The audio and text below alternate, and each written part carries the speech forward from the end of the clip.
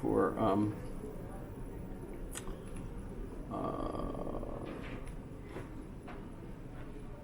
so here.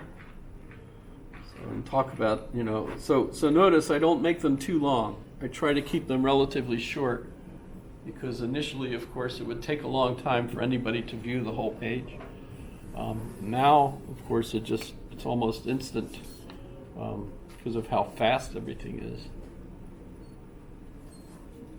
You especially notice that if you're using pornography. You can laugh, but a lot of folks will actually point out that one of the main reasons the internet grew so fast and has so much capacity is because most of the early internet, maybe still, the internet geeks that were on the internet were ugly guys that liked sex but couldn't find very many women interested in them. So basically they completely grew the internet by wanting to share pornography with one another. And as a result, the internet grew very, very quickly, and the capacity grew very quickly. Sorry, if you're There was a documentary about that like a year ago. Pardon? There was a whole documentary on Netflix about that a year ago. Oh, really? How people didn't want to order those VHS. Well, I only know that because I heard, They put it together through the grapevine. I mean, they put together. That was the early founders that was internet sharing. Right Yeah, but so I'm trying to keep my pages small too, but after a while, so Leibniz gives us computer code. He didn't call it that. He didn't realize that there were going to be computers. He did invent a machine that could do calculus.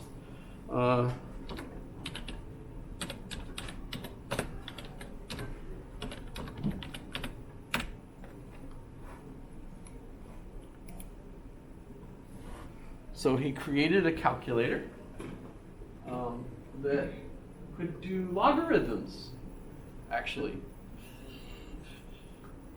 He made two of them. Unfortunately, both copies that he sent to London to prove that the machine worked, the parts were all made from gold. And each time he sent the machine, someone stole the gold. So London, the Royal Society never once got a full operating copy of his machine.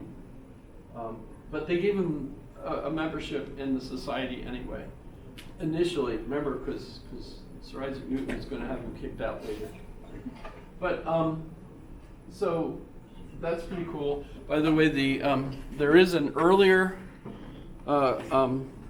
calculator that was created by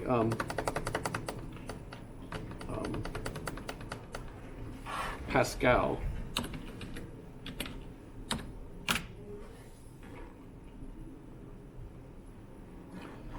Pascal made a calculator, but it could only do adding and subtraction and multiplication and division. And he made that because Blaise Pascal, his father was a tax collector, and so he as a young man made this calculating machine to help his father collecting taxes, doing that work. They didn't have abacuses or abaci. I don't know how you pluralize that. We should actually talk about Blaise Pascal a little bit. He was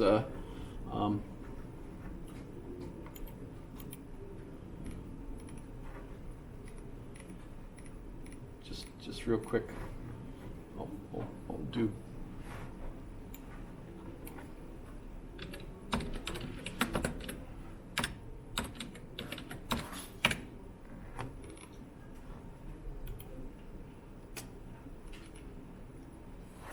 So, Pascal, famous for his wager. Ever heard of it? Pascal's wager. So basically, you have two choices. Either you believe in God or you don't believe in God. And then there's two facts or possibilities. Either God exists or God doesn't exist. And religions tell us that if you believe in God, behave accordingly, right? God will reward you with an infinite reward, whatever it is, right? 72 virgins. I don't know. 72? By the way, the Quran actually, as I understand it, doesn't say 72 virgins. It says 72 white ones. And what those meant were white grapes, not virgins. So that's kind of silly, actually. Get to the afterlife, like, what? Grapes? I love, you know, I love that I loved, who was the comic that had the Muppet, the hand puppets? Jeff Dunham. Jeff Dunham. He did one, you know, where he's got a hand puppet named Ahmed. Ahmed the terrorist. You know, A. You know, how do you spell it? Flynn. Right? Flynn. Right? And he's like, "Are you my virgins?" And he's looking at the audience. He says, "I've been screwed." Remember? Yes? Sorry. So anyway, Pascal's wager is, you know, if you are a gambling person and you've got a 50-50 chance, say you're gambling on a horse. That horse has a 50-50 chance of winning. It's only $1 to bet on it, and if you bet $1, you win $1 million. You would be silly to not bet $1 on a 50-50 chance where you could get $1 million. Just yesterday, I understand that Lee Hensley bought a bunch of stock for $1.67, and then within the day he sold it again, and he made, I think it was something like $700,000 on the stock. And he wasn't the only one. All the board members did the same thing. I made a couple grand on Bitcoin like 2 weeks ago. Well, so you know, 50-50 chance. Either God exists or God doesn't exist. Infinite reward if you believe in God, and infinite punishment if God exists and you don't believe in God. On the other hand, maybe God doesn't exist, so you have a limited loss because you behave properly. And if you know you get away with it and God doesn't exist, well, you've got a limited reward here on earth, right? So basically, his wager basically says you're an idiot if you don't believe that God exists and act accordingly. That's the way the wager works out. He also came up with the pyramid. We have the pyramid on here somewhere. There's his calculator. So the pyramid or triangle it allows you to solve equations. If you're into algebraic equation, because you could just keep going down. They each equate into the triangle. So that's kind of neat. And it shows you how. By the way, what's recursion? Caleb? I don't know.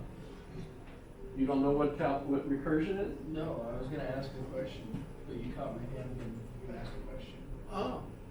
So recursion, actually, if you use Google and you say, what's recursion? Google will, at least it used to, come up with a page that said, do you mean recursion? And then when you clicked on it, it would come up again and say, do you mean recursion? Programming technique. The idea was that eventually you would get it. Recursion is, so I asked the question, what is recursion? And you wanted to ask, what is recursion? And I just said, I asked what is recursion, and you asked what is recursion. And before I said that, do you get it? Recursion? Two mirrors facing one another. It's an Take a ability. big problem and break it down to smaller subset problems. Okay. Let's go to GNOME. I know. He said if you Google it. Well, you could, but I don't think it's going to help us. Well, it might. They might have fixed it. But so, Noam Chomsky, in fact, this is what made, one of the things that made him famous, says that the ability of language to embed phrases within other phrases of the same type, creating potentially infinite sentences from a finite set of words and rules. It's called recursion. You know, I wonder what whale philosophy would be like. I mean, I've been fascinated by the whales, the new stuff we're learning about them. They clearly communicate with one another, and some of the 200-year-old males probably have a philosophy. I'm guessing. You know, I don't know what the females are doing. They're probably raising their young, but the males are out there, you know, with time to waste, basically. So I bet they've come up with philosophy. So do the whale languages allow for recursion? Yes. It's already been proved. So we are not the only ones that use recursion in our languages. Males repeat their song. There's sequences that they repeat, etc. But that's what Noam argues is the key ingredient in languages, human languages, but obviously other species have languages too, that other animals don't have. So that's just cool, I think. So recursion. Are you talking about Willie Hensley? Yes. Okay, thanks. Nice guy, actually. Made a lot of money yesterday. Not quite $1 million. Sitting here in this class.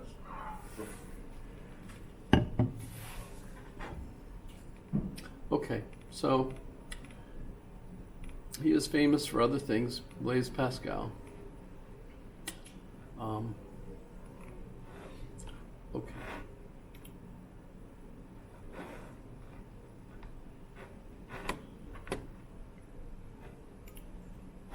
But so Leibniz calculating machine, binary code, monads. And this will tie us into Berkeley, because he disagrees with Locke as well, John Locke, and his argument against John Locke is framed in his new essays.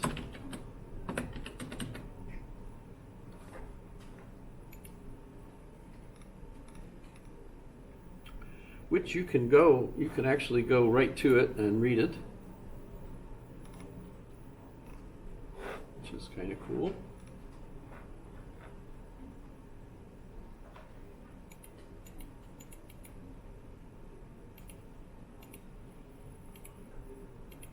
This is from Cornell. So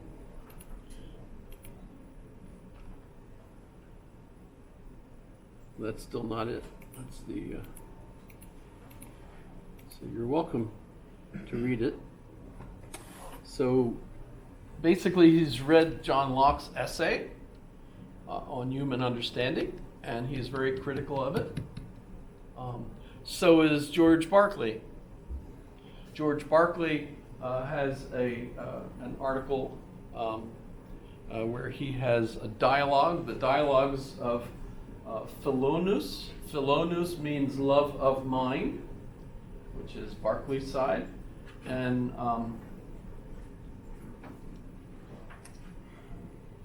I forget the name of the other character, but it means material.